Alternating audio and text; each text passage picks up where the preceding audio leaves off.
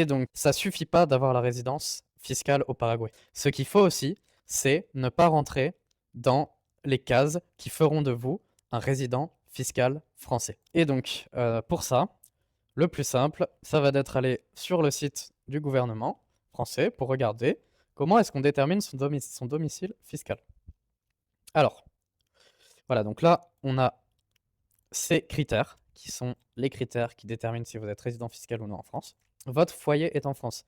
Donc, ça veut dire si vous êtes par exemple propriétaire d'un bien dans lequel vous vivez en France, de l'immobilier. En principe, si vous avez de l'immobilier en France et que vous voulez ne plus être résident fiscal, ce serait peut-être intéressant de penser à revendre ou en tout cas à ne plus avoir d'immobilier en France. Ça va quand même être déterminant pour savoir si votre domicile fiscal il est en France.